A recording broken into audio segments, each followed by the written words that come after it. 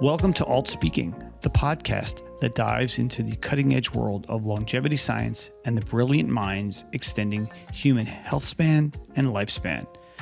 Today, we're thrilled to host one of the most pivotal figures in this domain, Dr. Peter Diamandis. Peter stands at the forefront of the longevity revolution. As co-founder and vice chairman of Human Longevity, Inc., he merges advanced genomic sequencing with AI to develop therapies aimed at slowing down or even reversing aging.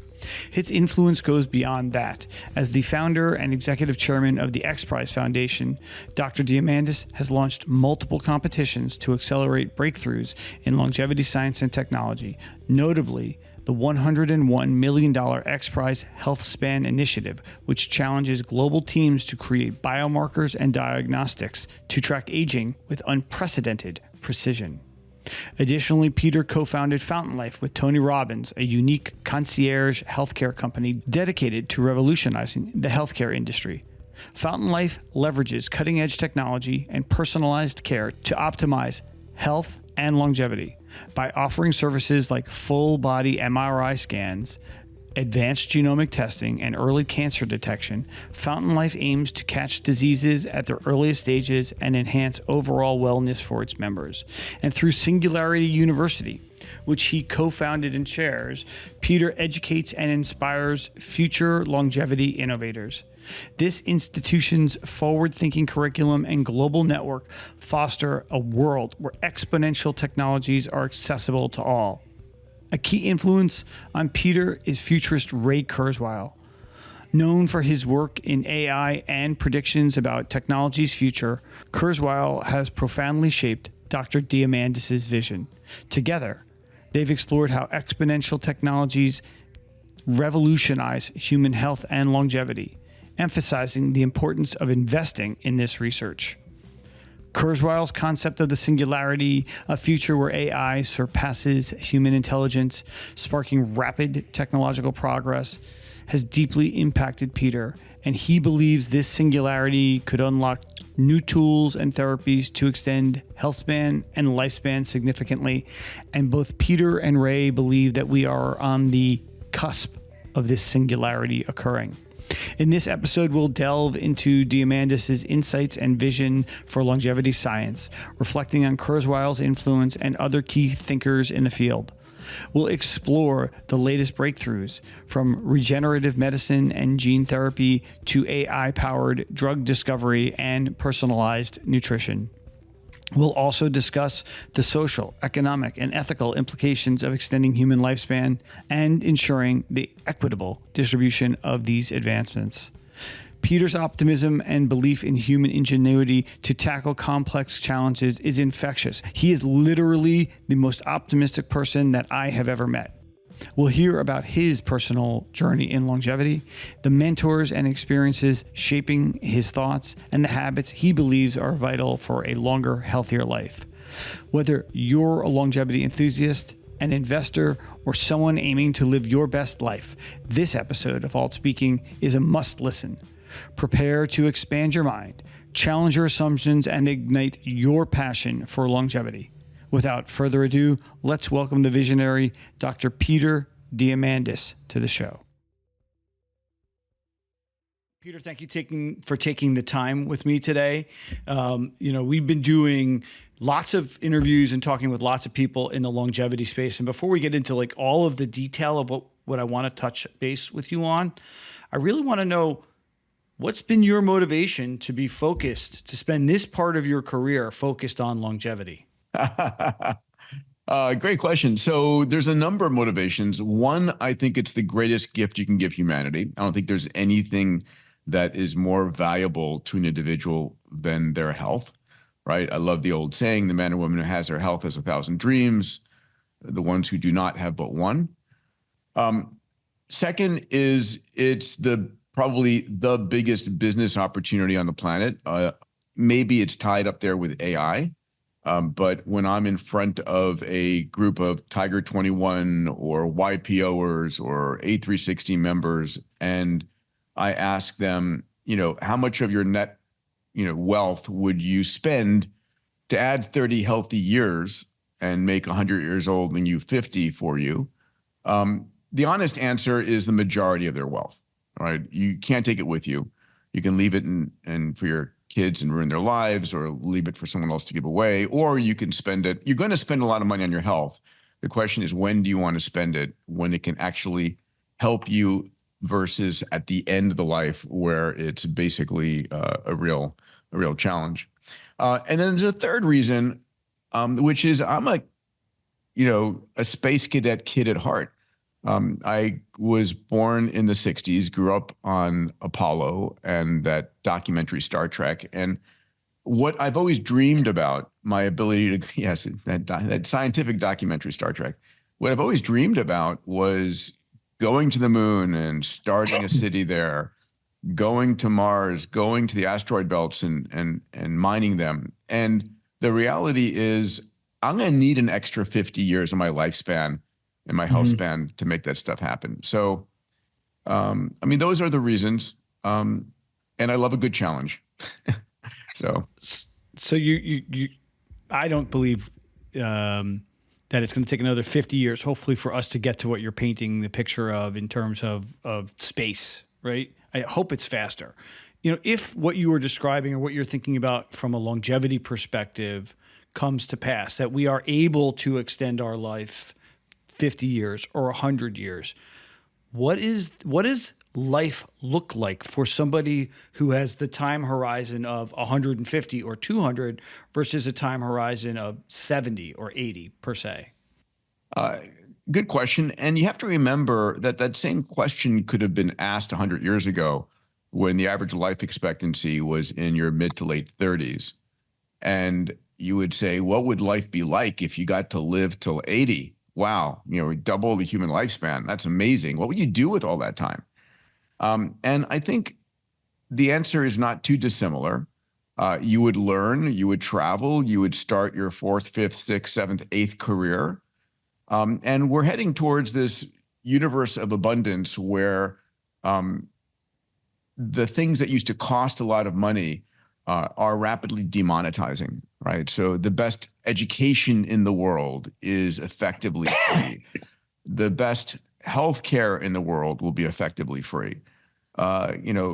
You'll be able to create incredible things using AI and robotics, and AI as your interface to 3D printing and AR and VR and synthetic biology and such. So it's an exciting world ahead. And if you're bored and you say, well, I don't know what to do with my life, go hang around people who are less boring than you. There's a lot of amazing things to do. How about you? I mean, you have this intent to extend your lifespan. What do you like? Let's say, for argument's sake, you are able to live to 150, or if we're living in the world that Ray Kurzweil envisions and we hit the singularity where who the hell knows how long we're actually going to live, how is it going to change the way you live? I don't think it'll change anything I do right now. I'm always living full out. I am on this grand adventure. I am loving it. The conversations I have every day just blow my mind, because every day there's more and more exciting things that my friends are doing. Like, oh my God, that's amazing. How'd you do that? Or where's that going to go? That's incredible. Right. So maybe I'll be more patient. Maybe I'd slow down, but I don't know. I think that's just my nature right now. So I remember when I was at MIT as an undergrad, Eric Drexler, who's, people who know his name, he's a very famous technologist. He wrote Engines of Creation. He was one of the leaders in the nanotech field. He and his then wife, Christine Peterson, took me aside one day and they said, Peter, listen, you got to slow down, dude. You're going to burn out. And I was like, huh? And I haven't slowed down at all. So, listen, one of the things with longevity is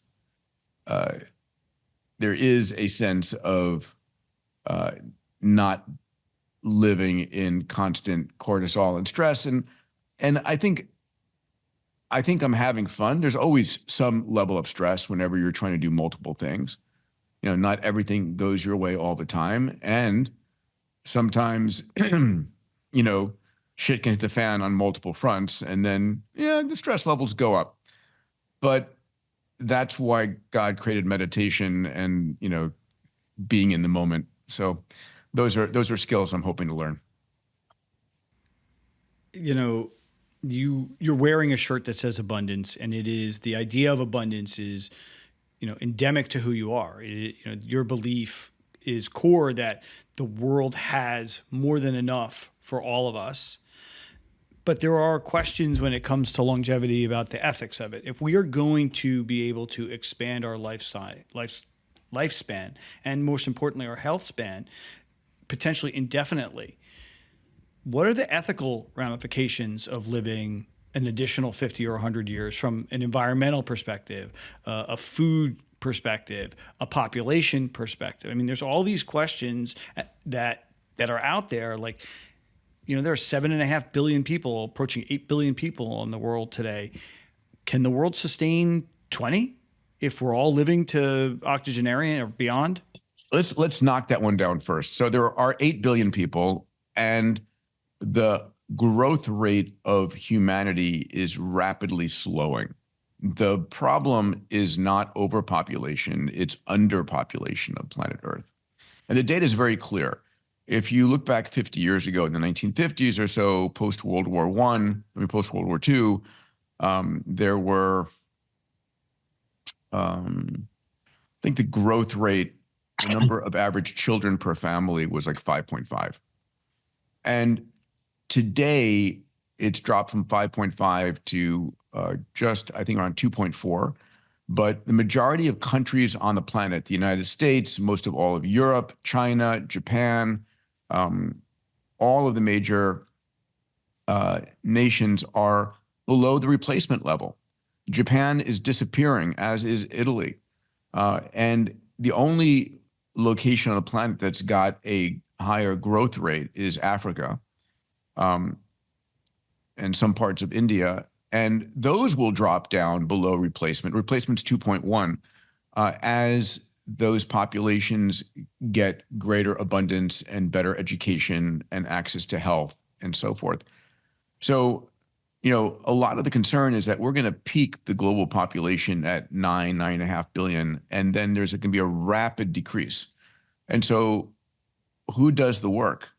Who takes care of, the parents and the grandparents? And I think the answer is it's going to be AI and robotics. But I'm not by any means worried about resource depletion. We are a crumb in a supermarket filled with resources. So, let's take it a resource at a time for a moment, just to dismiss it and get people the logical constructs here. Do we have enough energy? Well, we are living on a planet that is bathed in 8,000 times more energy hitting the surface of the Earth from the sun than we consume as a species in a year. So there's plenty of energy. And we're on the verge of fusion, which will give us endless energy. And then there's a new generation of micro fission plants, micro nukes that are amazing. And so I don't think energy is the issue. And well, is water an issue? Well, no, we live on a water planet.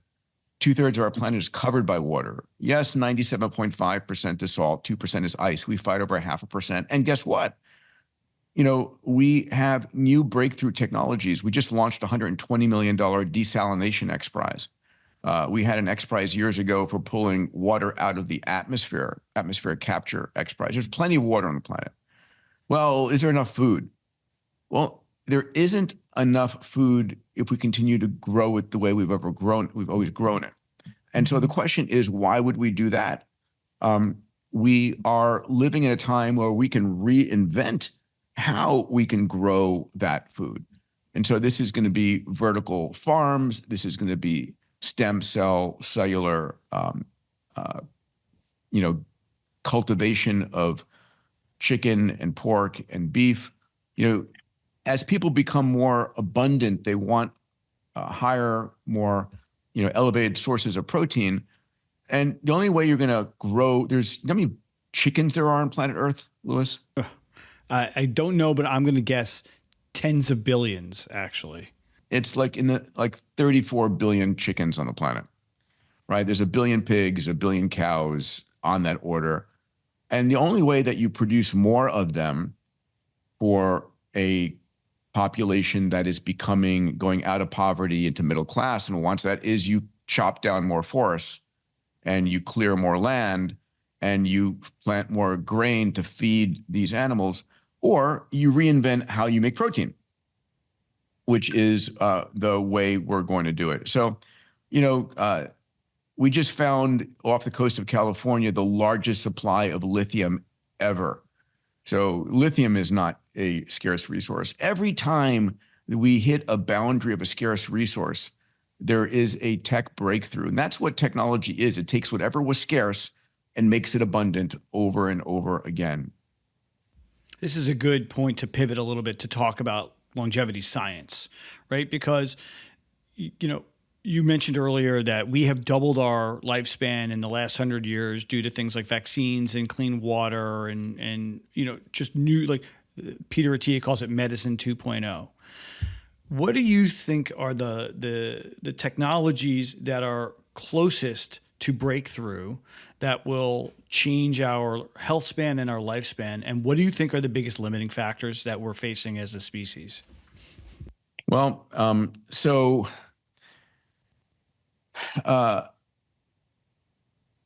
I think that we're on the verge of a breakthrough, and I believe that is coming from AI. One of the things when I talk to people about longevity, I say, listen, number one, you have to remember, compared to our ancestors 100 years ago or 1,000 years ago, it's amazing what's happened. And why do you think we're not going to extend it any further? Do you have any particular proof that we can't? Let me give you proof that we can, right? Yes, the eldest person on the planet so far that we have good records for is 122. And I think the eldest person alive today is 114. But there are species of bowhead whales, as a species of whale called bowhead whales that can live 200 years. Greenland sharks can live 400 and 500 years. If they can live that long, why can't we? And when I learned about that, I said it's either a hardware problem or a software problem. And that's what we do with engineering. We re-engineer this. And so I think AI is going to enable us to understand why we age at a fundamental level and how to slow it, stop it, and reverse it. There's very good reasons why we die evolutionarily. When we were evolving on the savannas of Africa 100,000 years ago, if you go into puberty at age 13, by 26, you're a grandparent.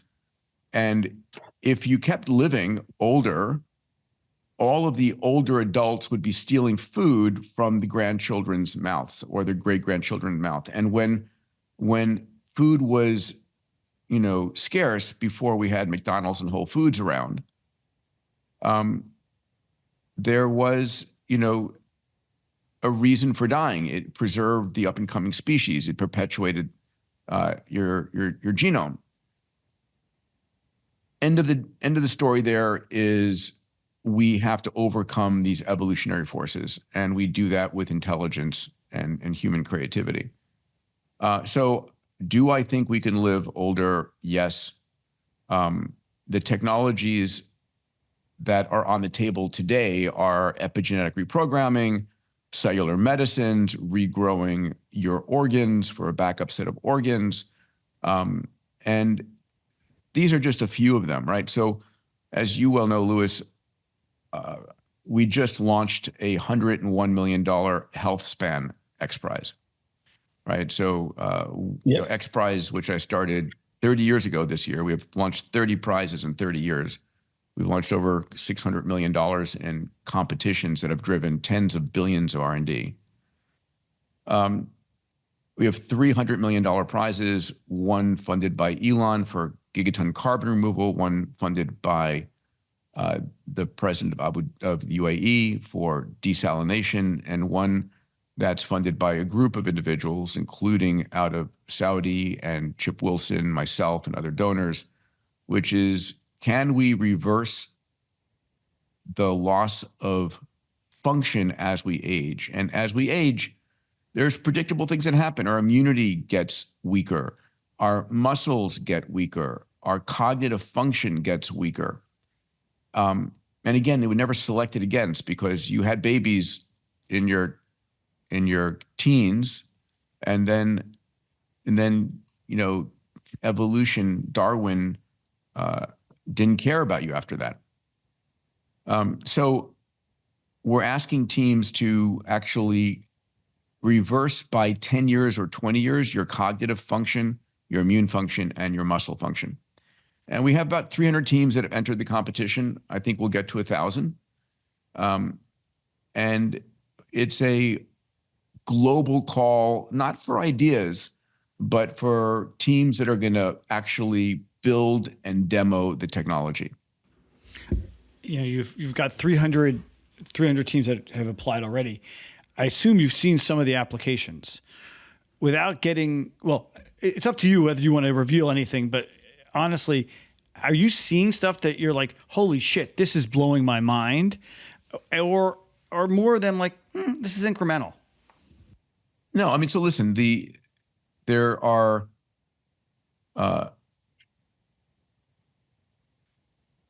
I run a longevity platinum trip every year, right? So every year it's the most expensive, most exclusive longevity conference on the planet. I take 40 people in September and then repeat the trip with 40 people in October. And I take them to go and visit the top scientists and technologists in the fields of longevity.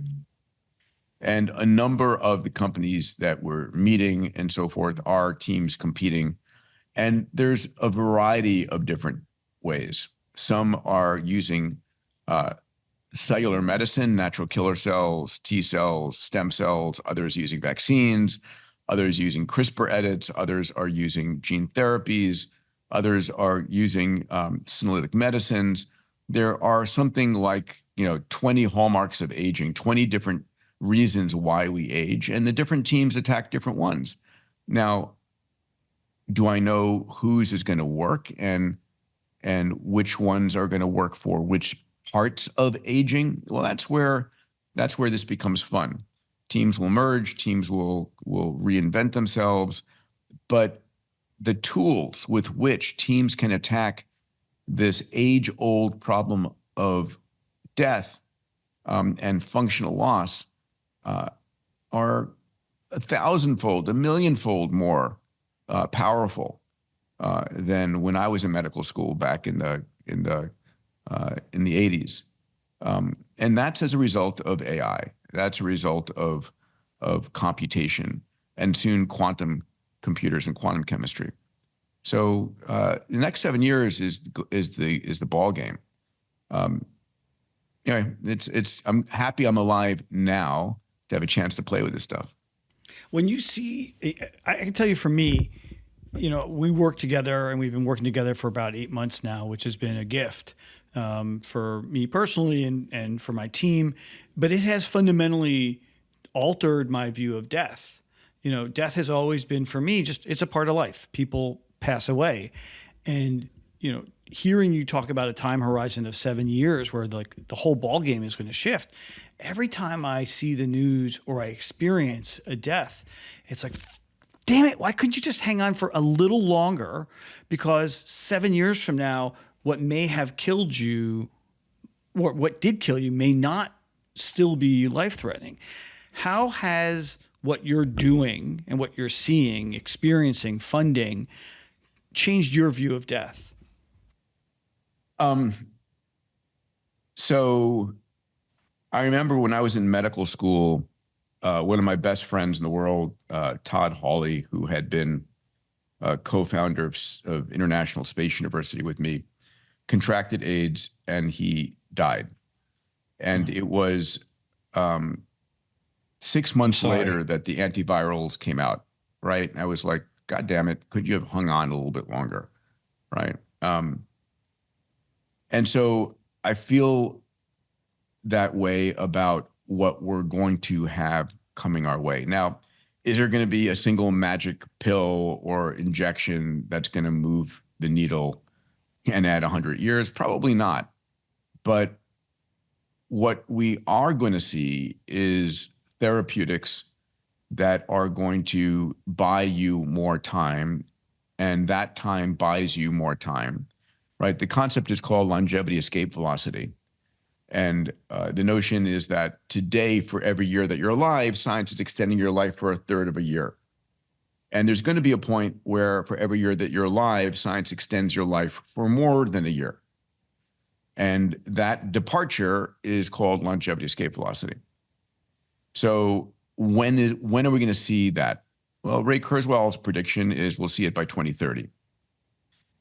George Church, David Sinclair, their prediction is a little bit longer, maybe 2035, 2040, but it's not 50 years from now. And so, as I like to say to people, your job is to make it through to that point and not die from something stupid in the interim, right? Mm-hmm. And that means wearing your seatbelt, wearing your helmet when you ski. And, this brings us to a conversation on one of my companies, Fountain Life, which is all about preventative diagnostics. And so Fountain Life is a company I built with Tony Robbins and Bill Kapp. I serve as the co-founder and executive chairman, and we have 4 centers right now. We'll be adding another 30 to 40 centers around the world. The centers are profitable and doing well. People come as a member, and we upload them over the course of a day. We digitize them. We find out everything that's knowable about them. Full body MRI, brain vasculature, coronary CT with AI, DEXA scan, metabolomics, blood chemistry, everything, genomics. And our goal is to answer 2 questions. Is there anything going on inside you that you need to know about right now? Unfortunately, for a significant number of people, the answer is yes. I'll come back to that in a moment. And the second question is, what's likely to happen to you? And how do we optimize your body to prevent it from happening? So the results are pretty staggering. 2% of people who think they're healthy have a cancer they don't know about. 2.5% have an aneurysm they don't know about. 14.4% have either metabolic disease, cardiovascular disease, neurodegenerative disease, a cancer, or an aneurysm. And so, that's 14 out of 100 people walk in thinking they're healthy, and then we discover something that they need to take action on immediately. And that's a good thing, because we all know people who have died in the middle of the night or went to the doctor and the doctor says, sorry to tell you this, but you've got stage 3 or stage 4, this or that. And here's the reality. Our bodies are incredibly good at hiding disease. 70% of people who have a heart attack have no preceding symptoms, right? And then a significant portion, almost half of the people who get that heart attack don't make it. You don't feel a cancer until it's a stage 3 or stage 4, but it's there, right? In fact, 70% of the cancers that kill you are cancers never tested for, like a glioblastoma or a pancreatic cancer. We do catch the prostate and breast and colon because we check for those, but we don't check for everything else. But you can know. And people say, well, I don't want to know. And I say, bullshit, of course you want to know. You're going to find out eventually. I want to know. Yeah. You're going to find out eventually. Do you want to know now and can do something about it, or when it's too late? So that's the don't die from something stupid. It's advances in diagnostics. Can we pause here for 1 second? Just right, because Fountain Life is amazing. It is also very expensive. Like, you need to be able to afford, tens of thousands of dollars to become, a premier member of Fountain Life. Yeah, it's $20,000 a year. We do have a digital membership we're rolling out right now for $3,000 a year, which does a significant amount of testing. It gives you a Fountain Life a functional medicine doctor that you meet with on a quarterly basis over video. And if any of the blood tests that you are taking on a quarterly basis indicate something then, and this is where our AI systems will come in, then it's worth to spend the extra money for a full body MRI for a few $1,000s or do this additional testing. And so, but having said that, all of these things will come down in price. That's what I was going to ask. Like when, and not for you. I don't mean for Fountain Life, but I mean, antibiotics used to be incredibly expensive and now they're dirt cheap, right? Like when does this stuff become available? Where this all goes is continuous monitoring 24/7 in your home by your AI doctor, right? So, our longer term vision, we have 3 stages to Fountain. Our third stage is Fountain at Home, where, I've got a continuous glucose monitor, an Aura Ring, an Apple Watch, and soon other embedded sensors, wearables, inside-ables, consumables that are measuring what's going on in my body. Just like when I'm a pilot and I'm flying my airplane, there's sensors all over the place, that project themselves onto the screen. But for me, I want all of the sensor data projected to my AI. And my AI is monitoring every detail and saying, this is elevated. We need to better check that out. Or we need to increase your vitamin D levels or whatever it might be. So we're going to see sensors coming down in cost, increasing in capability at the same time that AI is these large language models for every disease group, everything. One of the things that's super convenient is that all 8 billion people are running the same software. We all have the same disease of aging. And there's a massive marketplace. So it's interesting. You say we're all running the same software.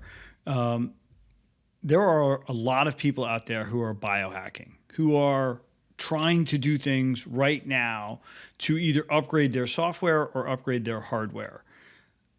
And without pointing fingers at anybody, it's also leading to a lot of bunk science and claims out there that, if you take this one supplement or you do this one exercise, you're going to live forever.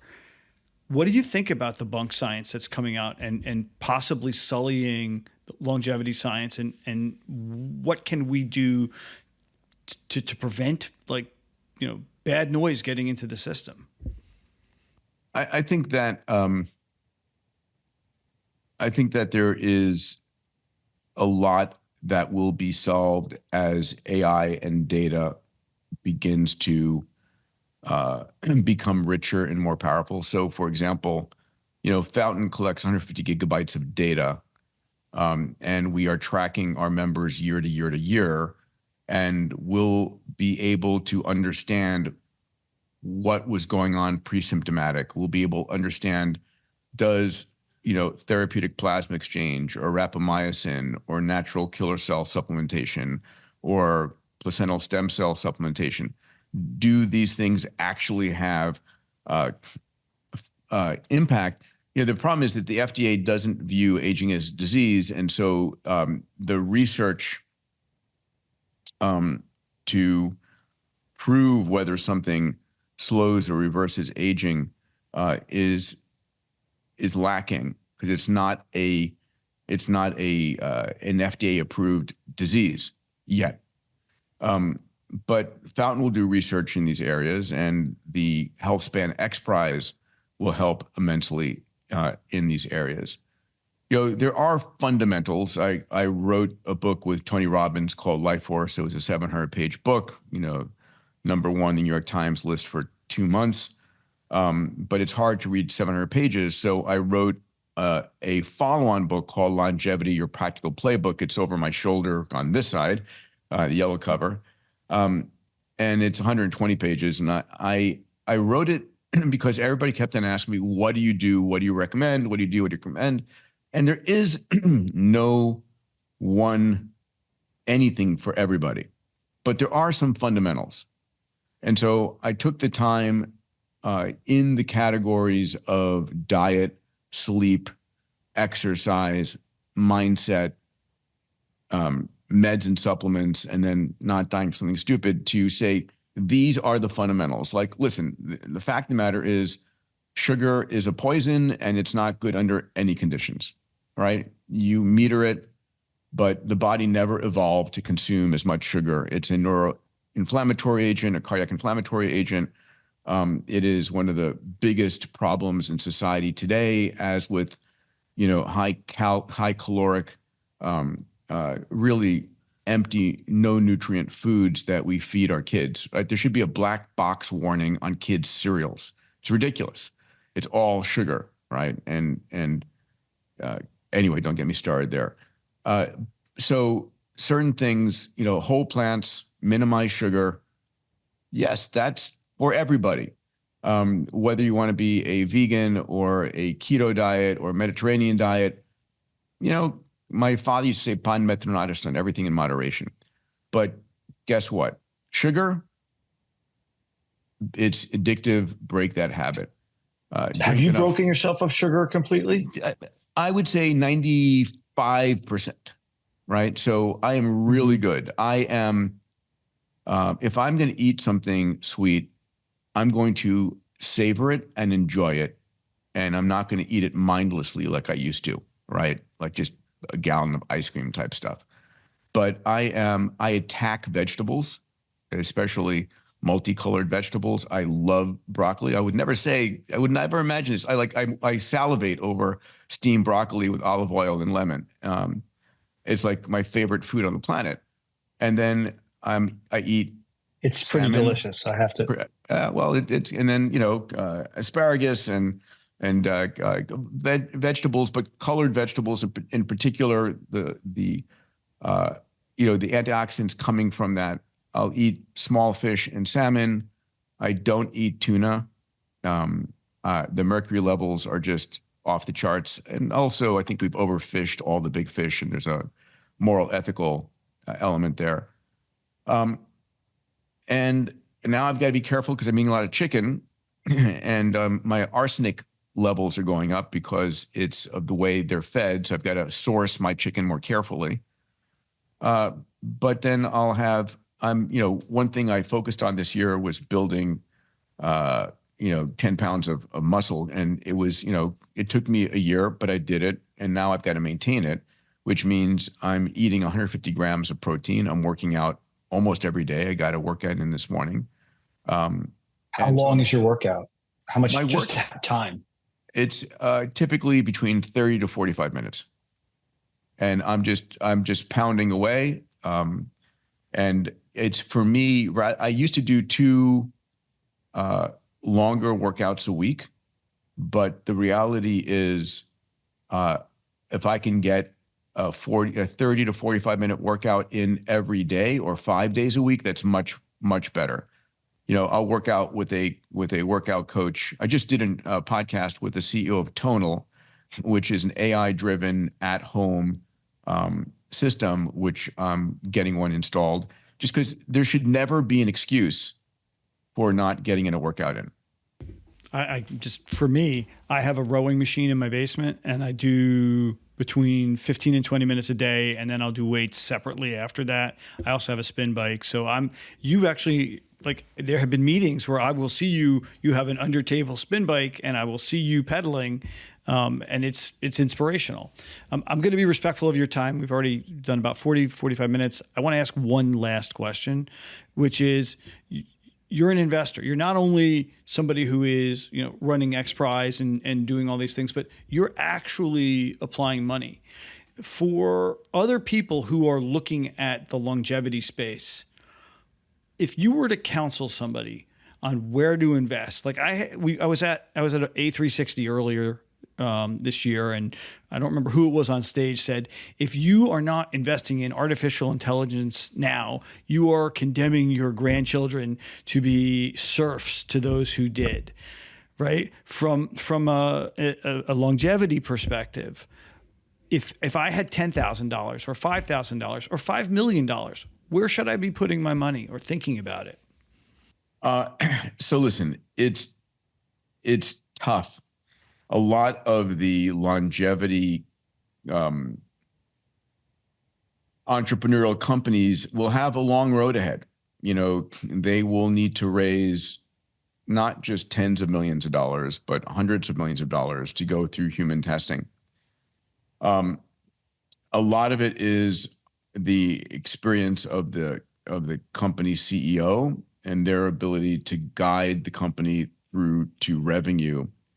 So revenue is king in these companies, especially, we've seen for the last 3 years a biotech winter where, and if you were a public company that was not profitable and generating consistent revenues, your stock price went down 100x. You were punished severely.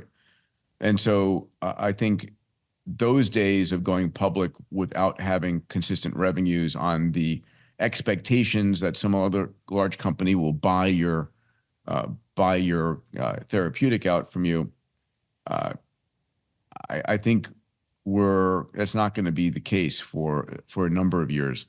So you can invest in a venture fund. You can hopefully find an entrepreneur. Like there's one entrepreneur that my venture fund, Bold Capital, invested in, and I'm an advisor to. When I think about him, he's had 3 successful increasing exits, and he's played this playbook. I love the tech he's building and doing right now, and I can imagine him succeeding, but that's like a 1 in 100. So investing in the biotech space, you can get into incubators, right? There's a number of biotech incubators, one that my friend Andrew Laveris runs in Australia, where valuations are very low. But the game in the biotech world is an expensive one. And it really is about the team. It's about the strategy, how real the science is. There's 1,000 companies being born out of MIT and Harvard and Stanford and UCLA and all these companies. The question is, how do you choose the right one? And how do you have enough dry powder to stay with it through this, what could be a 10-year, overnight success after 10 years of hard work? I forgot to ask, you mentioned Ray Kurzweil, and I mentioned Ray Kurzweil, and he has this concept of the singularity. Can you kind of just paint a picture of what that looks like, both from his perspective and also for your perspective, and how, the intersection of AI and longevity come to play there?